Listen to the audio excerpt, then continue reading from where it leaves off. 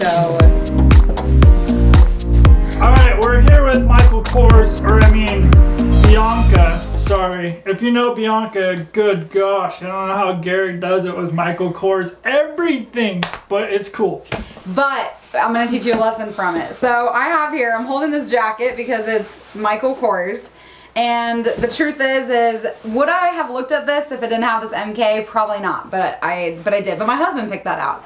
The other thing is, can you find that same coat with that same puff and the same thing? And that's a guy's always their argument. I have no room to speak. Don't ask me about Nike. This isn't about me. It's all about her. We'll go into his Nike obsession later. No. The other thing is this purse. Same thing, Michael Kors. What I could have gotten like 20 purses for the price of one. And then the other thing, my newest obsession, Louis Vuitton, which we all know, which is pricey. And in reality, what's the difference? Because it all holds the same stuff, right? And you live in Rexburg. Heaven forbid anybody knows what those things are. Exactly. And so, that's true, actually. There's a lot of people that don't. The reason why I'm bringing Michael and Louis into this is to basically, they're my best friends. But first off, men out there that watch this, if you want to make a woman happy, you got to get them Michael and Louis at some point. At some point, just do it. Keep the money in your pocketbook. Buy a snowmobile. Get the Louis. But anyways, what we're trying to get to is that you can't let money be your drive. And you're thinking that this is probably crazy because I just showed you all this materialistic things. But what I'm getting at is, does this make me happy? When I wake up in the morning, I don't roll over and say, hi Michael, hi Louie. It's not that. It was kind of like a reward. Actually, this purse I got 2 years ago when I finished up an internship. It was like my reward, if that makes sense. But it doesn't bring me happiness. What brought me happiness was completing the internship. Same with Louis. Does this bring me happiness? No, it just carries the cards and the money around. But materialistic things aren't necessarily bad either. And it's not bad to want to push for them. Does that make sense? No, it totally makes sense, because I think as an entrepreneur, you have to set benchmarks in order to reward yourself. Yep. If you don't, then you're going to fall into the point of like, man, all I do is work, and I don't get any enjoyment out of this. Yeah. And I'm not saying like material things are the root of all happiness or the root of all evil, because they're not. It's the way that they're portrayed and they're perceived. And I think, honestly, for myself, I know when I was single, I could do this a little bit more. I could say, all right, I'm going to crank through this project as fast as I can, and I'm going to go buy those new pair of Nikes. Yep. Right? Yeah. This is a 2-week project. If I just put my head down and my nose to the pavement and I grind through this, at the end I'm going to go buy myself a pair of Nikes. Yeah. The problem is like you can get into that mindset, and then those material things do become material things. Yep. But I see them as like accomplishments or achievements.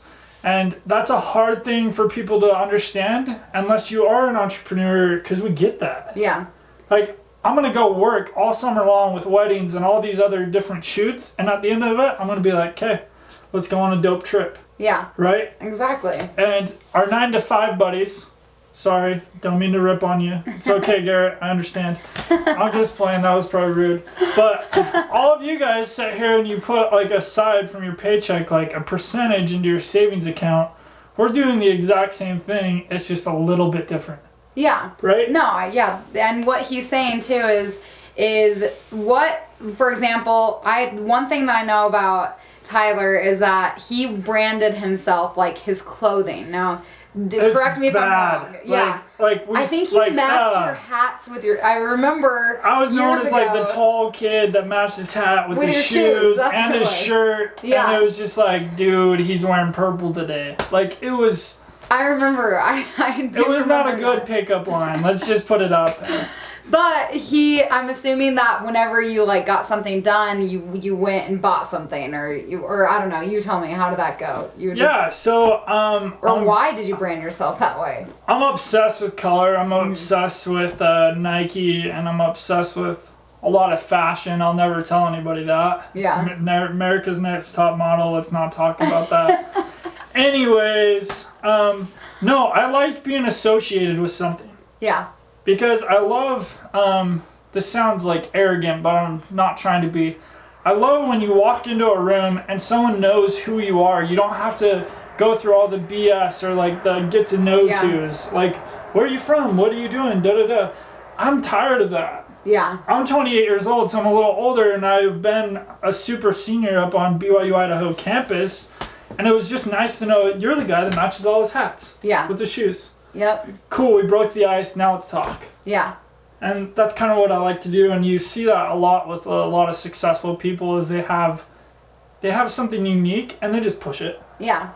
And that's smart. And with what he was just saying too is, I guess this whole, we're just winging this, but it's bringing up a story that happened to me. Michael Kors? It's no, just kidding. I would. My dream is to meet him one day, but it just reminded me of like he branded himself where people knew who he was, right? Well, I am doing an event with President Bush this coming year, and I had to go in to his office, but they wouldn't let me in. They wouldn't let me in because I needed like a 3-month in advance thing, but I didn't take no for an answer. But I was not dressed, so I had ripped jeans, and I pretty much looked just like a college girl, you know, not ready to meet the president. But I believed that I could make it in, but I didn't actually believe that I would meet him. That's the truth. I wasn't like 100% positive that I would. But when I walked in, I talked my way with the security guards, got all the contacts that I needed, and lo and behold, who walks out? Laura Bush, the former first wife. Right. And for a moment I was like, oh gosh, but then I looked at myself and I was like, I'm not ready. I'm embarrassed. Yeah, I was. I had ripped holes in my jeans, and my grandma had just told me before I left the house, she's like, why would you buy those? Because they're not even they're holy. Total classic grandma comment. Yeah, it was. It's cool. She was like back in the pioneer days. Yeah. No, I'm just kidding. Bianca's grandma's cool. She is back in the pioneer days, basically. And you want to know what Laura Bush said to me, and I'll never forget it. She said, I'm one of those where I ramble all the time, where if I know something's wrong. Never. Yeah. I do, always. Well, no, this is the thing. This is a weird example, but if you have a pimple on your face that you want to cover up, you don't go and tell people you have it, right? I'm the opposite. I'm like, hey, don't look at my face right there. I'm trying to cover it up, but it went away. Okay? The first thing I said to Laura Bush was like, it was an honor to meet you. I'm so sorry that I'm not dressed and I have holy pants on. And the words that she said, always be dressed as if you're going to meet the president. And it kind of made me think about this materialistic things. Yeah, like it was, and I was like, well, she just basically told me that I wasn't ready, which I wasn't.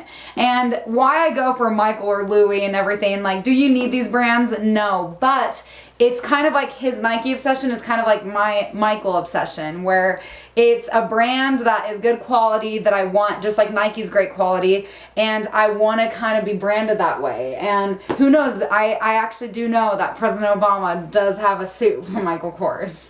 So, just in case. I think it falls back to what we wear, what we do with our bodies, what we do with our body language, how we speak, perceives what we really do. Exactly. And you know what? I could go on this forever because I love it, but if I'm wearing Nikes, you just assume that I love sports. Yeah. Right? That's true. So it's so much easier to talk about sports, or it's so much easier to talk about golf. It's so easy. Yeah. And then you look at different cultures, like when I was over in Europe or even here in Idaho, if you wear a Klein jacket, you assume that he rides a snowmobile. Yeah. And there's just those brands are associated with our hobbies, our personalities, and like because she likes Michael Kors, you know that she's a go-getter and she wants big things. Or expensive things. Yeah, probably that. Yeah. But that's what I think we overall wanted to talk about is like, drive yourself. Don't be afraid of material things, but be smart with them because they perceive to everybody who you really are, and you got to be careful with that because you can also look like you have a mansion and your house is empty. Exactly. And the underlying thing too is don't let this be your happiness, because it's not. It's just like we said, it was a goal. Like Michael was a goal to get. It's not where I wake up every morning and I'm happy to see it. So when you look at materialistic things, think about that. And what you wear and how you dress and everything, it is important. It is. Some people think it's not, but it actually is, especially if you're trying to go sell yourself and get your business or your name or your brand out there. But don't just go for the materialistic things. Don't make that your motivation. Make it like a win, a mini win, right? Right. That's what we'll say it. This is a mini win. Nike, if you ever want me to do stuff, give me a call. Yeah. There you go. Or I'll even be the Michael Kors photographer and she can model for you, okay? Oh, I'd love that. Cool. That took like a way different turn. I was like rambling. I was like, wait,